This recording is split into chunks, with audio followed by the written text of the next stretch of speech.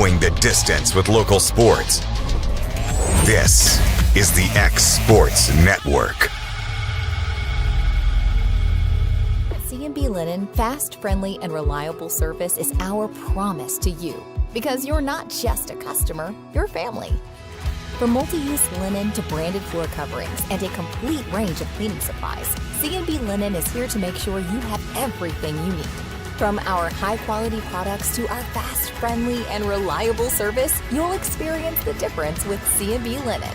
Because you're not just a client, you're part of our family. You'll be winning with C&B Linen. Got a dent, a ding, a scratch, or a bent fender? Major or minor, Car Country Collision Center in Leoma can fix you up. Car Country works with all insurance carriers, gives free estimates, can work on foreign and domestic vehicles, and has experience you can trust. They've been in business since 1990. Unfortunately, accidents happen, but you can get your car back on the road with as little hassle as possible with the help of Car Country. Call 931-852-4708 or stop by at 2567 Highway 43 South in Leoma.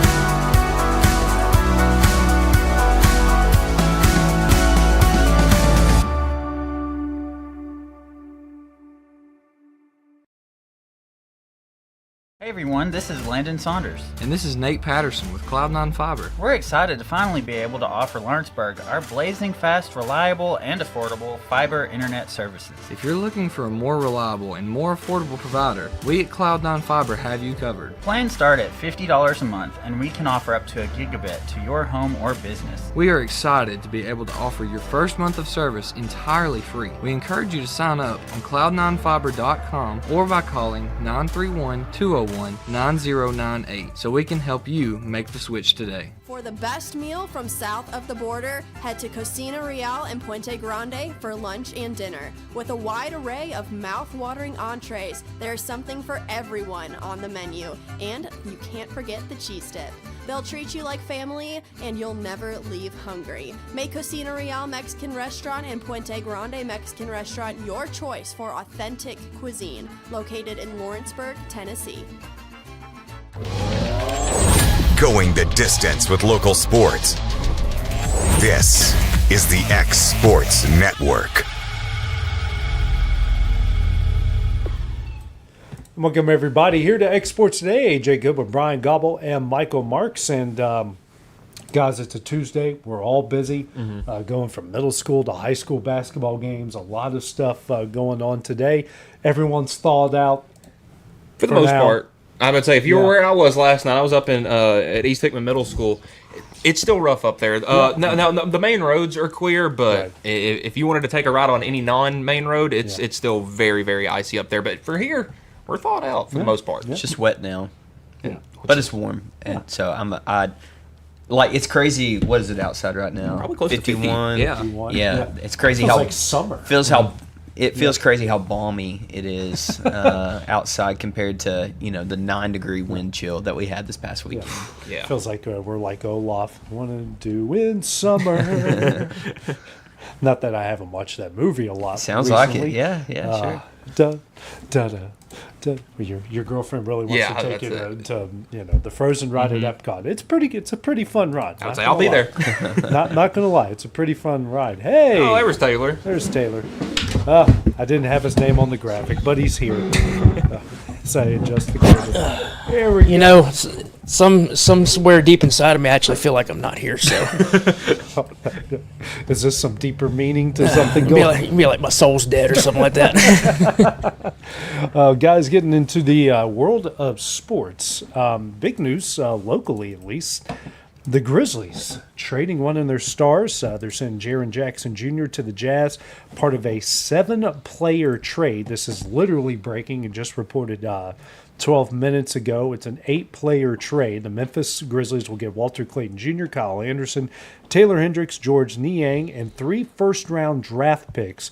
The Jazz will also get John Conchard, Jock Landell, and Vince Williams Jr. in the deal, which was completed 2 days before Thursday's trade deadline. But the big name is Jackson's averaging just under 20 points, 6 rebounds, a block and a half in 45 games this year.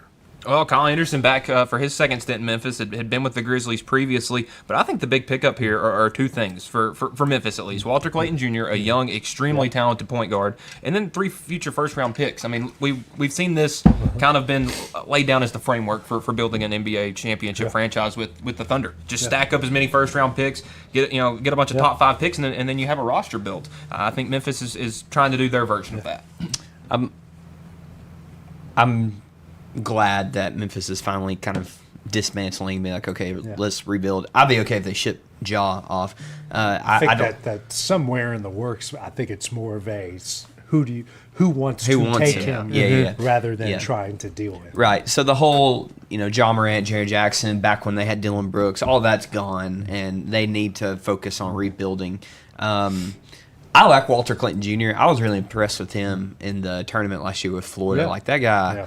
That guy's a stud, and I can see him continuing to build and be a good ball player. He's been getting pretty significant minutes as a rookie. How many minutes is in a basketball game? 48 in the NBA. Yeah. But, right. So his high, he hasn't touched 40 yet this season, but he's getting in the 20s and 30s in minutes, averaging 6.8 points per game, 2 rebounds per game, and shooting 40% from the field. So I think he's going to be a nice player. I'm really looking forward to seeing him continue to grow.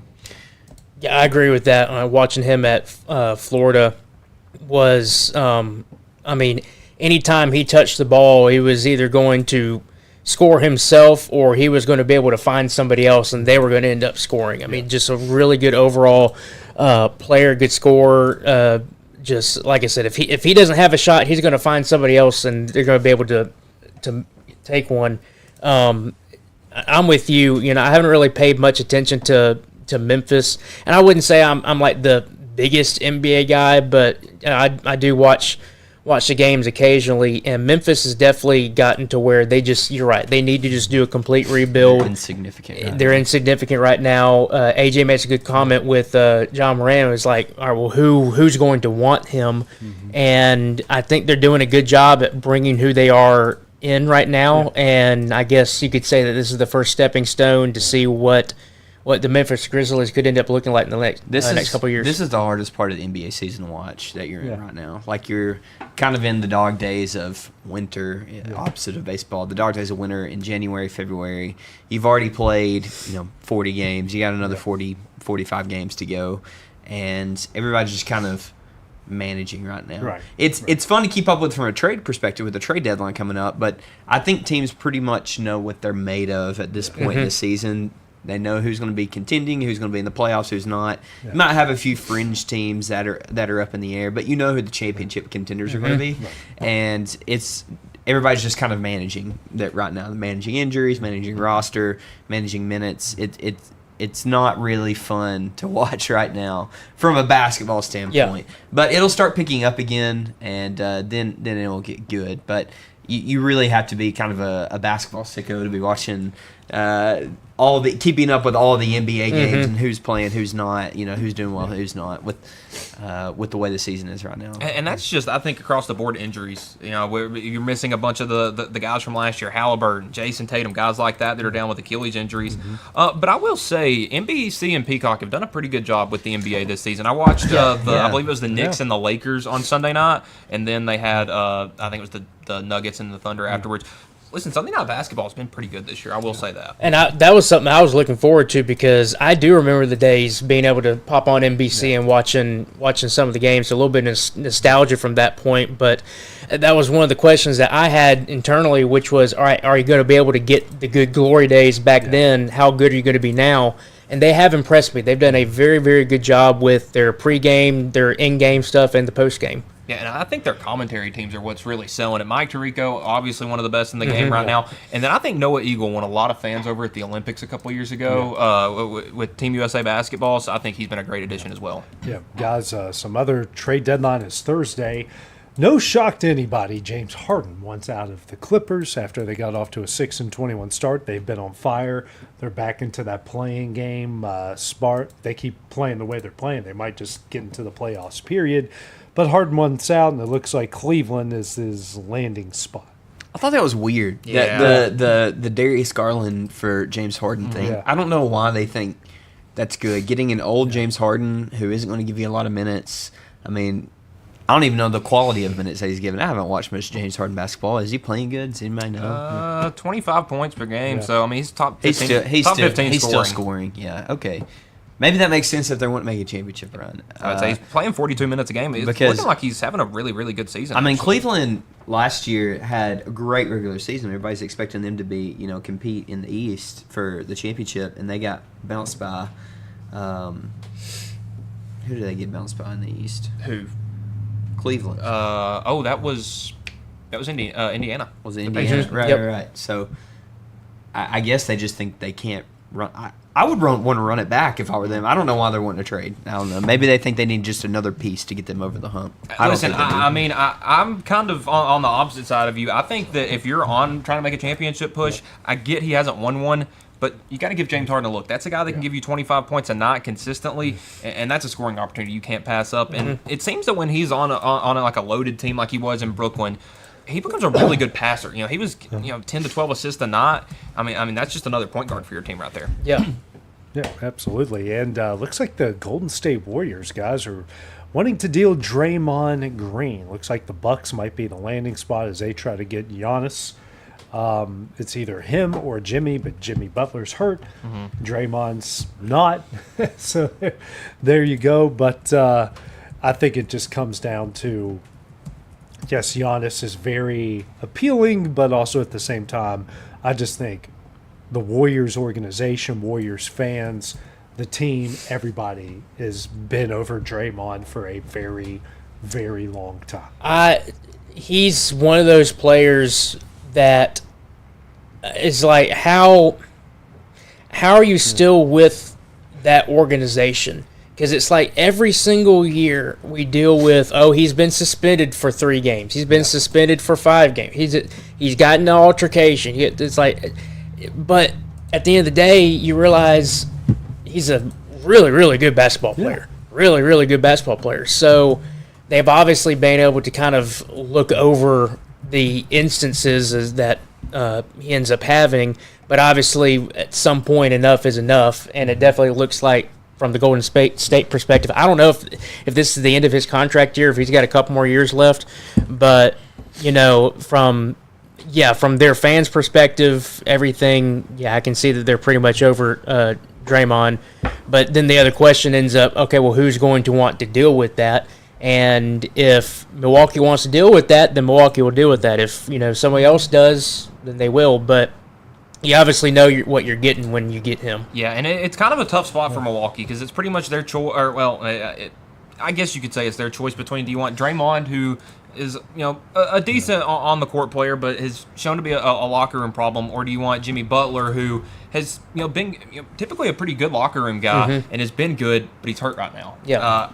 I think you have to take that one because unless you just want half a season of Draymond, because it doesn't look like the Bucks are going to make the play-in game.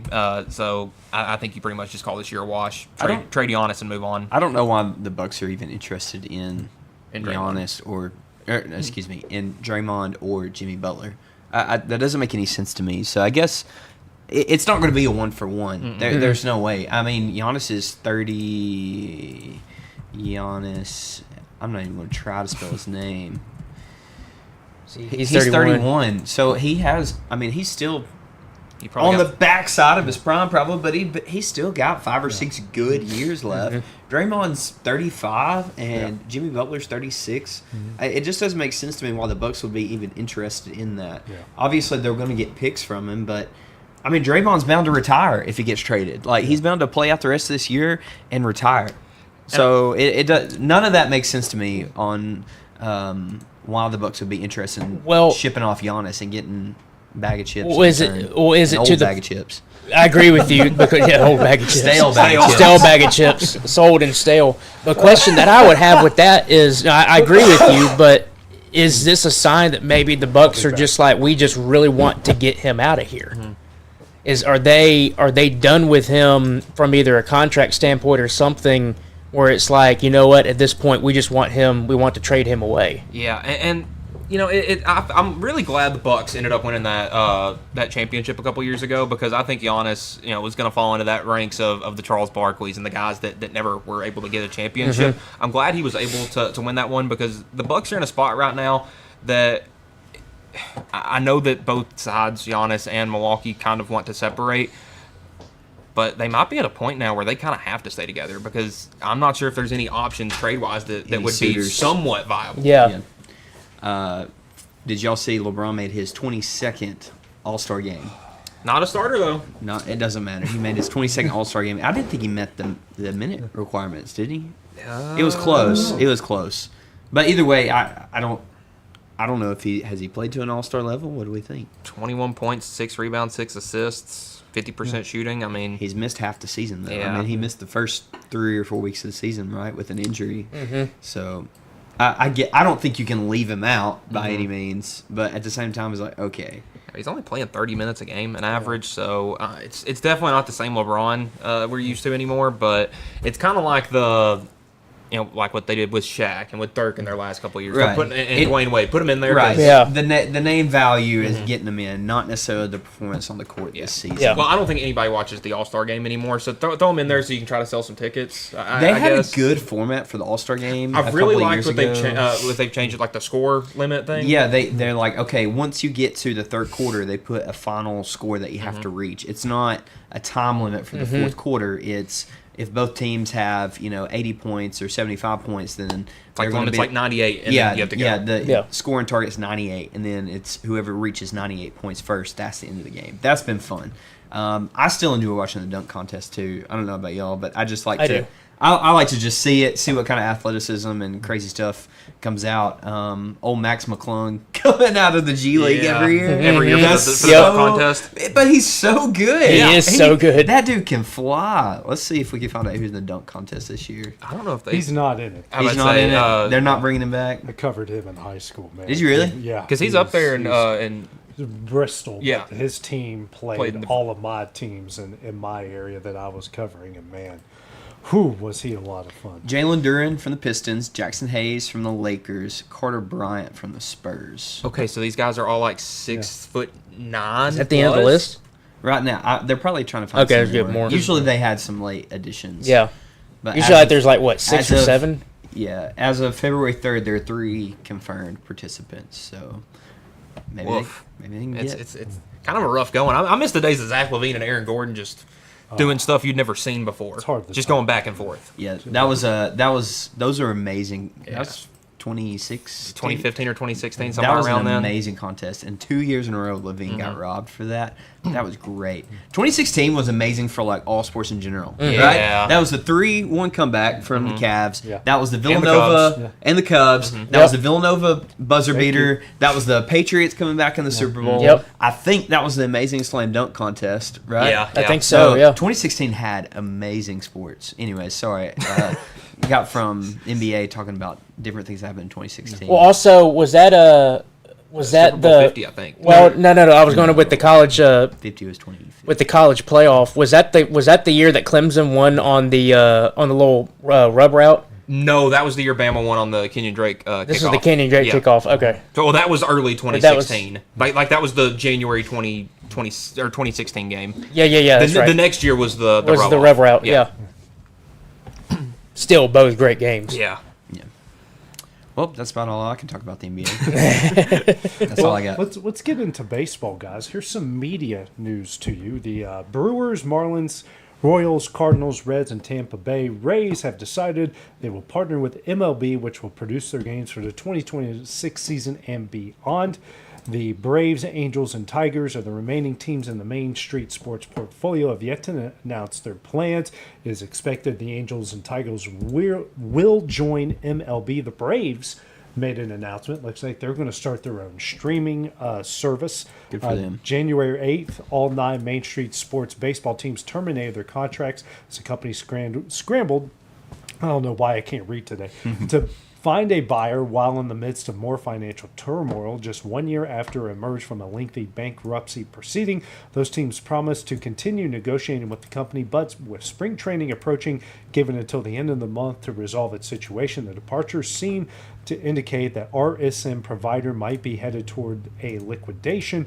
Through previous reports stated that it would continue to broadcast NBA and NHL games through the end of those leagues' seasons. Main Street, which broadcasts its games under the name FanDuel Sports, began the year of 29 NBA, NHL, and MLB teams, including the Nashville Predators and my Columbus Blue Jackets. So MLB, which hopes to possess the local rights for all 30 of its teams by the end of 2028, sell them as a national package, a process that would help eliminate blackouts. You could just do that anyway. You don't need. I would say you don't need to own everything. You don't need to have everything. You could have just done that anyways, but you're too freaking stubborn to begin with. You need all the money to yourselves. Hold the rights to the Diamondbacks, Padres, Guardians, Rockies, Twins, Mariners, and Nationals. Well, I mean, none of those other than really the Padres are too big of a market. I think this is great. Like you mentioned, the limiting blackouts, buying one package and being able to watch every baseball game. I think that's what the fans are desiring because even, like Taylor, who's a Braves fan, you might go home one afternoon, try to watch a Braves game, and it's blacked out, even though they're playing in Atlanta and you live in Huntsville. And, that stinks. And for me, I don't get to watch the Red Sox unless they're on TV, like nationally televised. So, I think this is going to be great for baseball fans as a whole because really ever since the Fox Sports turned into Bally Sports, turned into FanDuel Sports, it's just a downhill trajectory, at least in the baseball side. It's been a mess. And it makes sense for the Braves to do this, I think. I think they're one of the biggest brands in baseball. Well, they were the original We Had a Brand. It was the TBS. Yeah, it was, exactly. And, I mean, the Braves just encompass, the entire Southeast. Yeah. They really do because they were the only professional, baseball team down here for the longest time. So, I think they'll do well with that. I'm excited because I'll probably be buying whatever subscription they offer to watch it, and it's been needed. And it'll probably be much better than the MLB TV offer that's $24 a month or something crazy it's something like that. To maybe just, if you want to watch your team's game, $10 a month. Look,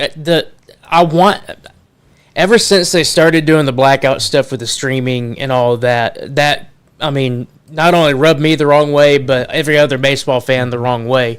And when it comes from the Braves fan perspective, especially with me, I do still remember watching them as a kid on TBS. They still broadcast on TBS in the early 2000s. Then they had their Peachtree TV stuff, and then you had Fox Sports, Bally, and then it turned into the FanDuel stuff. But for the longest time, obviously, we just had cable. So you're in this area, you got Fox Sports South, Fox Sports Southeast, you got the Braves. And now with everything turning into streaming, and I don't have cable at my place. We have Hulu. Well, Hulu doesn't carry FanDuel. They did not carry Bally, so I had to end up getting something else outside of it.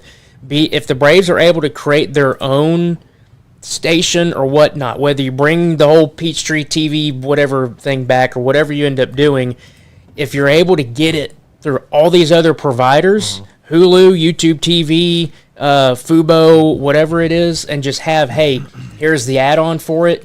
It's like $5.99 extra for your, all for it. Or if the MLB wants to do something that sounds like they might be trying to do where it's like, all right, well, here's just everything. Here's everything you can get. I think I would like that more because, yes, of course, I'm a Braves fan, so I'm going to watch the Braves, but I like the Red Sox. I like the Cubs. I like watching the Padres sometimes. I like watching these other teams. I loved when I was out in Wyoming. Colorado still had Charlie Blackmon and all of them. It was Nolan Arenado. I like watching all these other teams play. So if you're able to get out a package like that as a whole, I'm all for it. I would say it's for baseball fans because all baseball fans want is just more baseball. Just more baseball. So if you can watch all 162 games for all 30 teams, I'm all for it. I do think, though, my team is probably going to be a problem. With Marquee, Marquee Sports, they're doing really well with that. Well, even like the Red Sox have their own thing with Nesson. So some of these bigger markets, I'm not sure how it'll affect them. Yankees have a NYSN? Yeah. Or NY. Yes, right. Yeah. And some are they on MSG? That's the Mets. The Yankees are on. Yeah, well, that's another one. Yeah, that's another one. That's right. Yeah, the Yankees are on Yes. The Mets are on MSG. Yep. Cubs have Marquee, and White Sox. I just float them out to sea. And the Phillies are like an NBC affiliate thing. Comcast. Yeah, Comcast. Philly Comcast.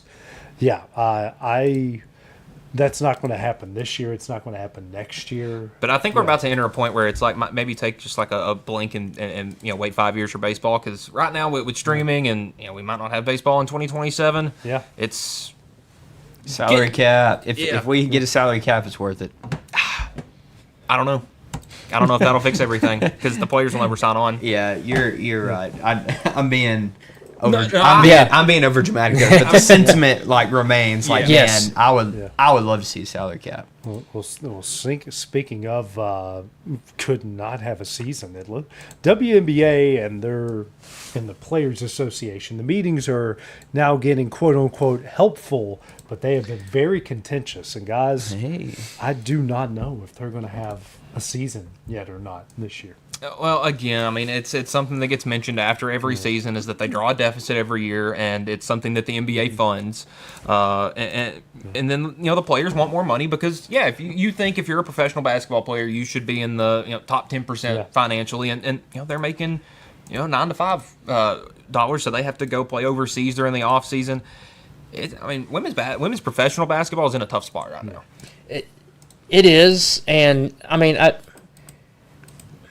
So, my stepmom, big basketball player, coach. My sister currently plays college basketball in NAIA. So, of course, they're all, watching the WNBA and all that stuff. And I've heard them just have some discussions about it.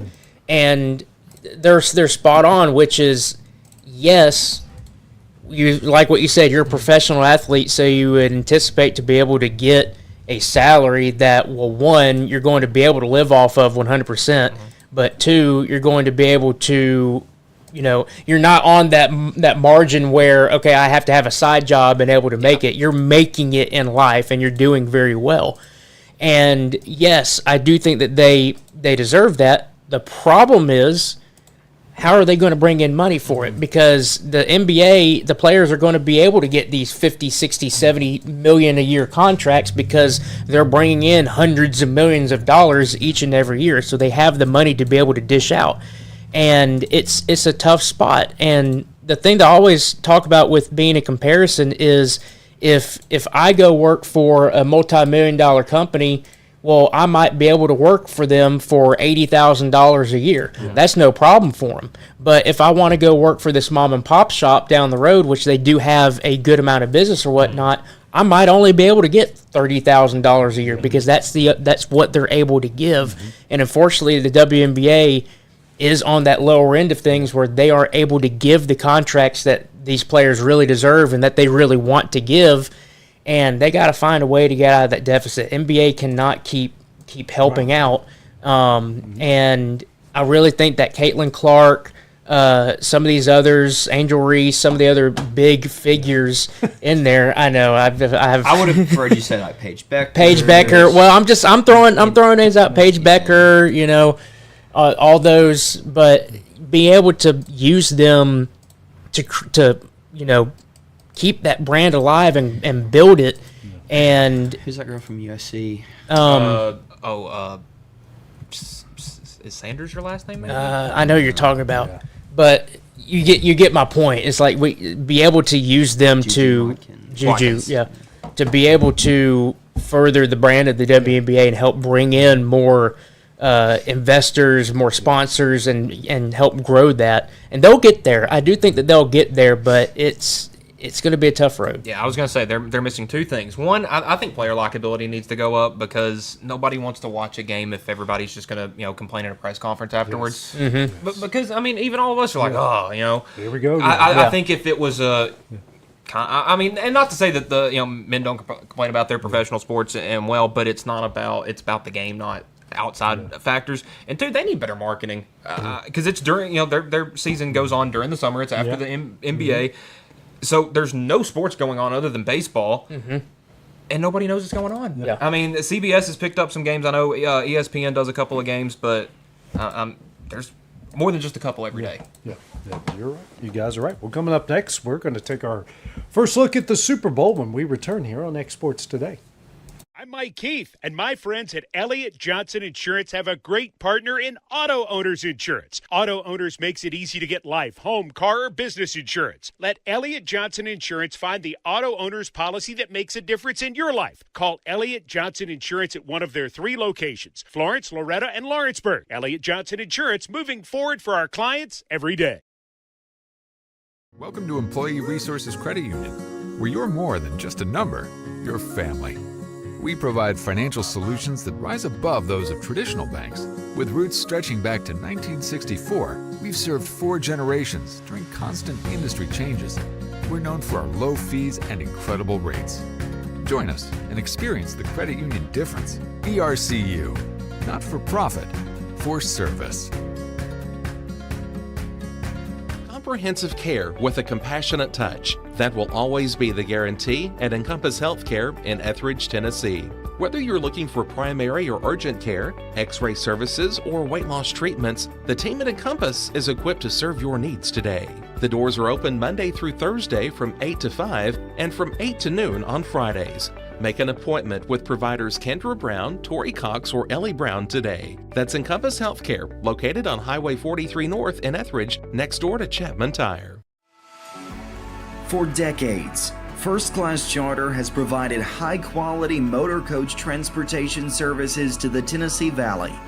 With numerous safety and cleanliness accreditations, First Class Charter is ready to make your group trip a reality. Contact us today by visiting firstclasscharter.net. First Class Charter, the official motor coach company of the North Alabama Lions. Flooring sets the tone throughout your home. For flooring that makes the right first impression, start by choosing us, Floored by Justin. A one-stop flooring destination. Our new location stands alone for unequaled customer service and selection. Owner Justin Story's mastery of custom hardwood inlays means every room can have a custom look. Discover how the right choice of hardwood, laminate, carpet, or tile can set the tone in your home. Contact Floored by Justin today. The Summit of Lawrenceburg is the premier senior and assisted living community in the region. The Summit makes it home for you or your loved one with diverse suites that welcome and encourage community, plus gathering spaces, neighborhoods, daily activities, and a wonderful staff that supports you every day. Hi, I'm Tara Blue. I'm the new director of the Summit, and we would like to invite you and your family to come and tour our facility. We would love to see you here.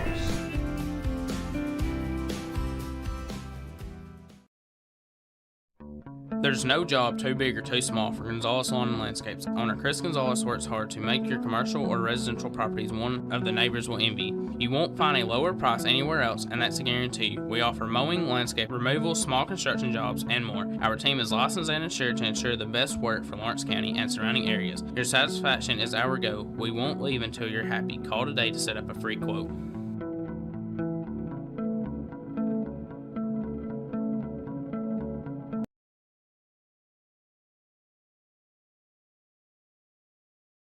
Make your project.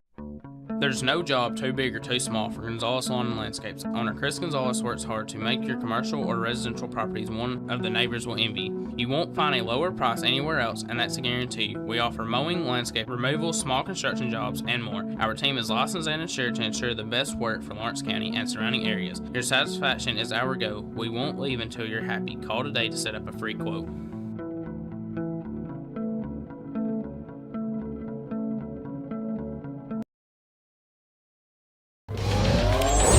Going the distance with local sports.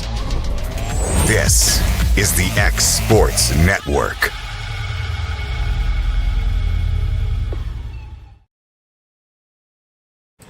And welcome everybody back here to X Sports Today. AJ Good with Taylor Plott, Bryant Gobble. We'll be back, Michael Marks. And guys, Super Bowl week, even though it kind of doesn't really feel like Super Bowl week in a ways. But just what are you guys' just kind of initial thoughts on what's going on between the Patriots and the Seahawks? Haven't had a whole lot to really kind of grasp about this week. Compared to past Super Bowls, there's not really a big narrative going into this one. Last year was, can anybody stop the Chiefs? And the year before it was, can anybody stop the Chiefs? It's kind of been that for the last 5 or 6 years.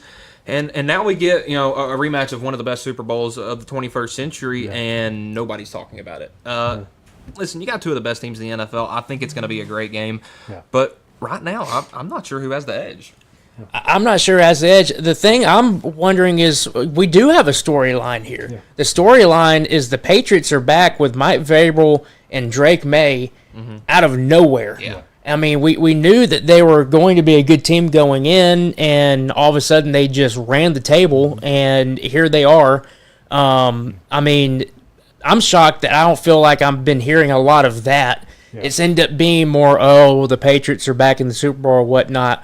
I mean, I get that, but this isn't the same old Patriots. This isn't the same old Patriots. Tom Brady and Bill Belichick. Exactly. It's a completely different cast, and I'm sitting back, I'm like, why are we not talking about this? Everybody's saying, it's the Patriots again. I was like, well, this is not the same Patriots. This is a completely different team. Same thing for the Seahawks. Same thing for the Seahawks. This isn't Russell Wilson and Marshawn Lynch and Pete Carroll. This is Mike McDonald and Sam Darnold and Kenneth Walker. Yeah, and, you know, I'm like, okay, well, I'm really pumped for this Super Bowl, and yes, I did not like having to watch Bill Belichick and Tom Brady and all of them go year in and year out making it.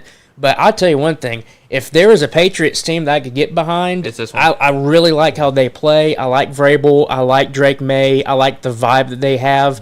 But I do like the Seahawks in this. And I probably will start leaning towards wanting to go for the Seahawks. And honestly, I just really want a good Super Bowl. And I think so. I think we do truly have the two best teams in the NFL, and I really think this is going to be a fantastic Super Bowl. But yeah, I'm just like, there's big storylines here, but it's almost just like, nobody's talking about it. You go to get up and it's, Justin Jefferson's mad that he didn't get thrown the ball enough. Right. You know, It's like, okay, you know, that's going to happen. Yeah. But I think this has a chance to be just one of the more fun Super Bowls, because this one, like you mentioned, there's not a whole lot of talk going in, but these are two young head coaches. These are two young quarterbacks. And I would love Darnold to just kind of shove it to Minnesota and go win a Super Bowl the next year after they shipped you off because, you're nothing but a game manager. We'll get J.J. McCarthy to do the same thing. Yeah. I would love that for them. And I'm with you on that. I kind of view as my perspective on who I want to go for. I will say I'm going to cheer for the Seahawks. If the Patriots win, you know, I'm not going to be mad about it.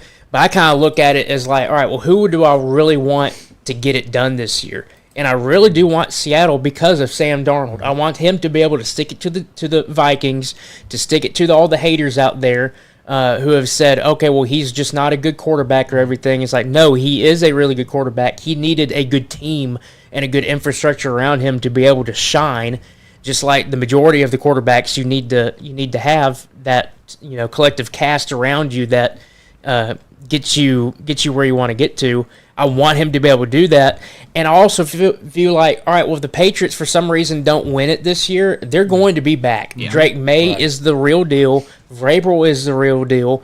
They have a good supporting cast up there. New England's going to be back, and I wouldn't be shocked if Seattle wins this, whether it's by a touchdown or 3 points or whatnot. If you're going into 2026, you're going to have the Patriots up there as probably one of the better odds, if not the best odds, to make it to the Super Bowl again. Yeah, because that's the thing. We still got an offseason. We still got a draft ahead because both of these teams can get much better. Yeah. Right now, they're giving Seattle 4.5 points here. Matchup predictors. Hang on, I'm about to sneeze. Where's the sneeze button? Oh, man. Well. Look at the light. Oh, why did this do this to me right now? Seattle 60.2% chance to win it all. They're giving New England 39.8, and I think it just, I don't know, it just has a lot to do with the youth of this New England team and a lack of really good teams that they faced along the way. Even you could probably, outside of Denver, I mean, Chargers they're a mess. Yeah. I mean, their last 5 games, Jets, Dolphins, Chargers, Texans, Denver.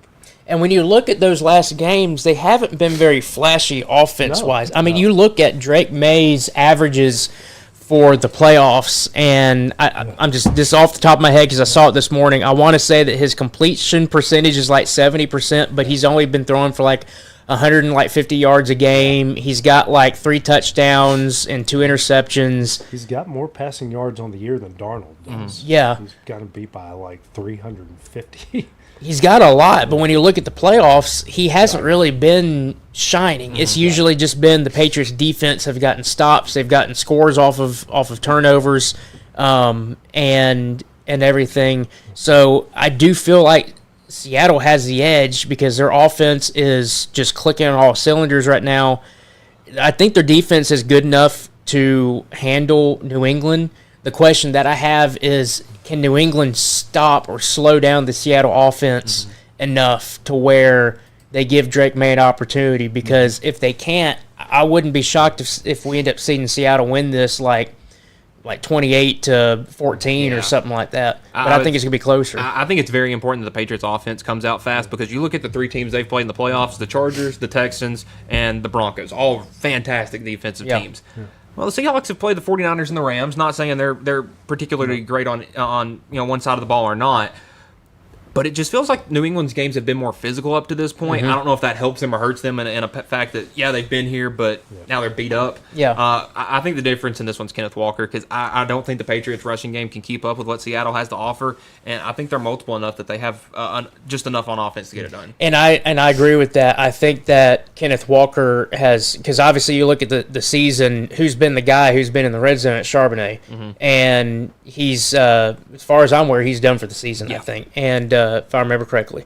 But Kenneth Walker is one that he has been the starter. He has had that workload before. It was just this year he's been able to have a little bit less because they've given someone else the ball within the red zone who's done a fantastic job. But he is no stranger to taking 90% of the snaps. He's a workhorse. He's strong. He's aggressive with the way that he runs, and he's going to be just fine. And I do think that he could easily be a difference maker in this, not only with the run game, but he's got the catchability. And they do a lot of the little kind of, I'm blanking on what the term is. They're not out routes, but the little kind of flats or out from the backfield, maybe a little like screens and stuff. They like to do that with Walker, and he does a fantastic job. And you think that him being as big as he is, that he could be like easily tackled or whatnot, and he just manhandle you. Yeah, I'd say. And I remember watching like a Michigan State game, back when he was in college. He's actually from Tennessee. He went to Arlington High School in Memphis, so kind of a local kid. So I've always had that kind of soft spot from any high school guys from Tennessee. So I think I'm gonna be for the Seahawks in this one. They're just a hard team to cheer against. Yep, I agree there. How about I deleted something earlier. They're also selling the team, by the way. So if we want to, gather up some money, anybody got a couple $100 million to spare? It's $1 billion. I would say it's $1 billion at this point. Yeah, I mean it's a free Super Bowl ring. So exactly, if you pay for the team. I'm pulling up because it is Trivia Tuesday. We're gonna go into some trivia. All right. Super Bowl trivia. Okay, guys, who was the first left-handed quarterback to win a Super Bowl? Left-handed. Is it is Ken Stapler left-handed? Yes, he was. And he's the first. Snake. Who's the other one? That one I There's feel like only two. Yeah, I feel like it's relatively recent too, isn't it? Like more recent than Ken Stapler. Okay. Steve Young. There you go. Yeah. Okay. What was the score of the lowest scoring Super Bowl in Super Bowl history? Or was that Patriots Ram? Was it 14-3? You're close. 10-3? 13-3. 13-3. There you go. Which city has hosted the most Super Bowls? For some reason, I feel like it's like Miami or something. It is Miami. Good job. Wow. You got to think a place where it's hot in February. So I was thinking I was going to go Miami and then Atlanta. Which team has played in 4 Super Bowls but has never held a lead? Ooh. Played in 4 Super Bowls but has never held a lead. Yeah. Let me ask you this. What were the years of the Super Bowls? 60s and 70s. 60s and 70s. Yeah. Is it the Colts? No. I didn't think they made it to 4. No, they won one. Oh, yeah. Good First walk-off Yep. was Super Bowl 5. Probably the worst Super Bowl ever because I think they combined for like 8 turnovers. Wasn't that the game where like a defensive player won, or player Chuck from the losing Alley. team? Yeah, won the West MVP. Virginia's own Chuck Yep. Alley. East or West Coast? Actually, in the middle. In the middle, okay. Is it like Minnesota? It is Minnesota. They've made 4 Super Bowls. Yeah, I guess Tarkenton days. Not in a row, but they did that. Okay, who has? Hang on, gotta find it. Shoot, I was just looking at it. Hang on. Most passes completed in a Super Bowl. Ooh. Is it the person that has the record for the most yards in a Super Bowl? Is it Tom Brady It is in Tom 2017? Brady. Yeah, it is Tom Brady. He was slinging it. Yeah. The highest passer rating by a quarterback in a Super Bowl is Phil Simms. He had a 150.9. He was like 24 or 26 or like 26 or 28. That's solid. That day. Who has the most yards per attempt for a quarterback in Super Bowl history? This may be wrong, but something's making me feel like it's Jalen Hurts one of the past couple of Super Bowls because he was. I guess that was just that one deep shot to Devontae. Nope. It's not Mahomes, is it? No. Okay, that's what I was thinking. A lot of his are like short. Yeah. Was it Peyton? No. Yeah, that end of his career there wasn't really. It is a Hall of Famer, but Are we going way back, or is this more? Yeah, more way back. More way back. Joe Namath? No, you're a little bit more. I'd say I was thinking Brett Favre. No. Yep. In between Namath and Favre. So you guys are. Montana? Nope. Oh, I was going to Sooner guess than him that. next. Montana has the best Super Bowl career passer rating, 127.8. 4-0? Yep. Yeah, I got nothing. I could throw like a Doug Williams or something in there, but Yeah. Terry Bradshaw. Terry Bradshaw. Wow. 7 yards per attempt. Wow. In his 4 Super Bowls. Who quarterback has the longest pass play in Super Bowl history? I'll let you guess. I saw it yesterday. The play. Old, relatively new. You were alive. I was alive. And Yeah. I would say you probably watched the Super Bowl. 2000s. This was a really good game. Was it Brett Favre? No. He Was has it- the second at 81 yards. It's Jake Delhomme for the Panthers. Daylight coming, you got to Delhomme. It's Steve Smith for an 85-yard pass play. And they took the lead in the fourth quarter in that game. Yeah, they did. Who has the record for most passing touchdowns in a game? Not so. Ooh.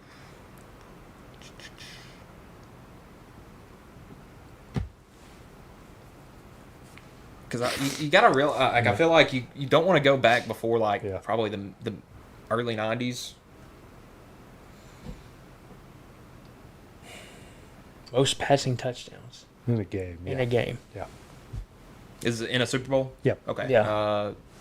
Yeah, that's one. Okay. I was trying to think of some high scoring Super Bowls, and This one was a blowout. This so was it one- Russell Wilson. No. This was older, right? That's the. It was in the 90s. This I was in the I actually want to say that this was.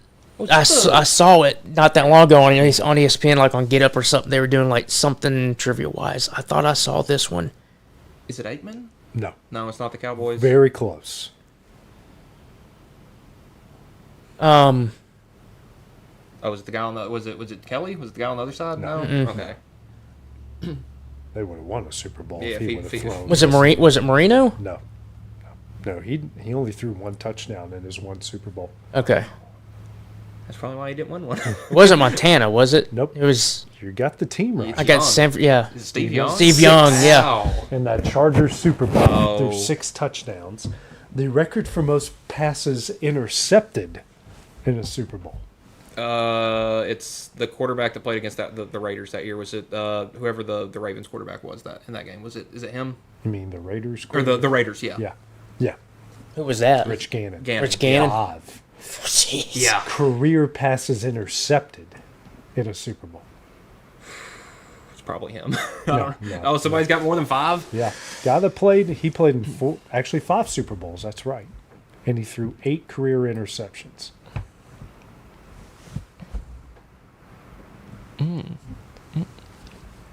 Played in 5 Super Bowls. Mm-hmm. I'll say my next guess was going to be Brady because he 3 played in the so 80s, many. 3 in the 80s, 2 in the 90s. Was it Young? Nope. No. He only played in the 1. Okay. Getting interceptions. Oh. Yeah. I got nothing. I got nothing either. John Elway. Wow. Okay. He has 8 career Super Bowl interceptions. Jim Kelly, Patrick Mahomes, and Craig Morton. Mahomes has played in 5. They all tied for 7. Tom Brady only threw 6 interceptions in 10 Super Bowls. That's incredible. Fran Tarkenton tied with Brady, 6 in his 3. Rich Gannon is 7th. Peyton Manning, 4 Super Bowls, only threw 5. Roethlisberger, 3 Super Bowls through 5. Then you got Drew Bledsoe, Kerry Collins, each who only played in 1 Super Bowl and threw 4 interceptions. Wow. So, who holds the record for the most rushing attempts in a Super Bowl? Well, it's got to be. Is it TD from No. from that Broncos He's in the team? top 5. He had 30 in 1 of his Super Bowls. Is this like old? Like, is it gonna be like Larry Zonka or 80s? Okay.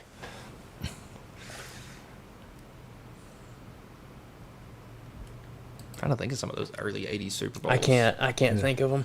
John Riggins. Oh, that's 38 rushing attempts. Wow. That was the guy I was going to Super say Bowl. after Zonka. I was Yeah. like, oh, is it Zonka Yeah. or Riggins? Yeah.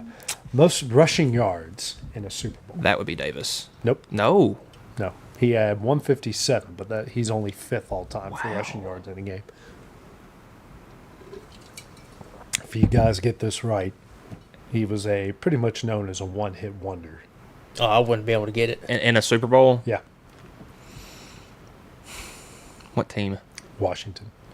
Yeah, I got nothing. Timmy Smith ran for 204 yards in the Doug Williams. Yep. Doug Williams threw 5 touchdown passes in the first half, which is a Super Bowl record. And then Timmy Smith ran for 204 I'd tell you probably upset us so much you just handed it off every play Yeah. in the second half. Yeah, the longest rushing play in Super Bowl history. 75 yards. Oh. Did Barkley have one? No. In the Super, he had like a big run, I thought, Yeah. in the Super Bowl. But it wasn't. It wasn't that. I know this is a guy. Well, he probably didn't play in a Super Bowl. I was thinking of guys that have the longest plays in history. And I think Dorsett's one of the guys that's got like a 98-yarder. But No, that was in the regular season. Yeah. This was a 2000s Super Bowl. 2000 Super Bowl. Yeah. Bryant, who has the longest rush in Super Bowl history? Is in the 2000s. I'm not going to know. Fast Willie Parker. Really? Broke off a 75-yard touchdown run Wow. for the Steelers. I believe it was against the Seahawks, yeah. In that game. That in was the Detroit. game where was it Hines Ward threw a touchdown or Yeah. Oh no, it was He caught it. Antoine Randall L. Yeah, Randall L. Yep. That stupid smile going into the end zone. Who has the most career receptions in Super Bowl history? got to be Jerry Ross. He's number 2, actually. He has now been passed. Oh man, Randy Moss. No, not he even didn't play. top 10. He didn't play a lot of He Super only- Bowls. And he only played in 2. Rob Gronkowski. Number 3, 29. You're is it Edelman? He's tied for 6 with Deion Branch, another Patriot, Yep. 24. A lot of Patriots. Yeah. Oh, is it Travis Kelce? It is. Travis Kelce. 35. Andre Reed, we got 2 Bills. Andre Reed had 27. Thurman Thomas with 20, tied with Roger Craig, who we talked about Yep. yesterday. Thousand Danny Amendola, 21 career receptions in the Super Bowl and 3 Super Bowls. And Wes Welker, Yeah. Wes Welker. 26 and 3 Super Bowls. Most receiving yards in a game. trying to think who had all those receiving yards in that Patriots-Eagles one. Wasn't that? It wasn't that? 80s. Oh. No, I'm not going to know. Oh, is it Rice then? It is. And that was against Cincinnati, you're right. 250 yards. He's 3 times in the top 10. He has a 148, 149, and a 215 game in the Super Bowl. Jeez. I mean, but when you get to the Super Bowl in the mid 80s and you got a 6'4", 6'5" guy that can run like a deer, I mean, that's a cheat code. Most game yards from scrimmage, 220. That's a Jerry Rice record. Career receiving touchdowns. Rice has 8. The next to him is Gronkowski at 5. And then there's 3 tied at 3, and then 7. How many? A bunch with 2. Rice also has 2 3-touchdown receiving games in the Super Bowl. Is he the only one? What's that? Is he the only one that's Yeah. had that? Okay. Yeah. I was about to say, there's no way there's another guy that's done that. He's all right. This one, the career yards per reception goes to John Stallworth. He had 24.4 yards per reception in the Super Bowl in 4 games. His teammate Lynn Swann is 3rd at 22.8. Ricky Sanders from the old Washington teams, 23.4. There's like Xavier Worthy had 19.6. There's Art Monk, who just under 20. Max McGee, that was an old Packer from back in the day. It's crazy. Like we've advanced so much in the passing game, but Every there's one of not those is anyone who's played in the 2010s on this list in the top 10. It's kind of crazy. Xavier Worthy been on there after only That's one, right. With the one Super Bowl. One Super Bowl. Yeah. One season. He Who probably knows may, if they'll ever get back. I would say it may have just been that one Yeah. catch for 19 yards or whatever it was. Some other one. Career sacks. We meant in the Super Bowl. We mentioned L.C. Greenwood. He has the most career sacks in the Super Bowl with 5. Interception. Rod Martin, 3 interceptions in a game. Career field goals made. Harrison Butker and Jake Elliott. Wow. Jake Elliott 9. And see, I would have thrown Vinatieri because he was always He's on tied for 3rd. I would say because he was always on the Patriots or the Colts, so he was. Well, he's tied with another Patriot, Gostkowski. Stephen Gostkowski. Elliott's only been in 3 Super Bowls. Butker has been in 5. Yeah. So. And it feels like all of those Eagles, Phillies, Super Bowls are field goal fests. Yeah, and then the most career interception in the Super Bowl, we have a 3-way tie at 3. Larry Brown, thank you, Neil O'Donnell. He's got 3. Chuck Halley, my guy, 3 in one game for the Cowboys against the Colts, and then Rod Martin. Wow, I was gonna say Rod Woodson. Yeah, no, but I'm looking here. There's not a lot of. There's maybe a couple, but yeah. Did y'all do longest kickoff return? Oh, is that on here? No, You know it, though. Yeah, I did. That one's just one I just pulled. It was rectally derived. Who was it? It was Devin Hester. No, It wasn't Devin Hester of the not Bears? Devin. Not It Devin was Hester. Jacoby. It was Jacoby Jones. Jacoby Jones for the Ravens. Well, thank you. All right, hey, Dancing with the Stars champion, I believe, or was top 2 or 3 that year. I never voted for him. Incredible dancers. All I know is I was a kid and I was just getting into fantasy football and I watched Jacoby Jones return that. Yeah. He had a great Super Bowl because I think he had like a touchdown catch in that one too. He did. And the next season I played fantasy football. I was like, oh, this guy's great. Let me was draft awful. him. He was terrible. He was awful, yeah. So bad. One of the worst fantasy football picks ever. I will say this: what a good time to peak, because he peaked at the Super Bowl, and it was all downhill after that. So Because I don't even think he had a crazy year that year. That Super Bowl was nuts. We had the blackout, The blackout. And then the huge comeback. the huge comeback, and then we 49ers drive the ball down the field, and all of a sudden we decided to put it in Kaepernick's hands and make him say "Go win us the Super Bowl, bud," and it's been all downhill ever since. It was downhill for Harbaugh. Right. Yeah. What they got the freaking 3. You've got Frank Gore pound that thing or let Colin win it with his legs.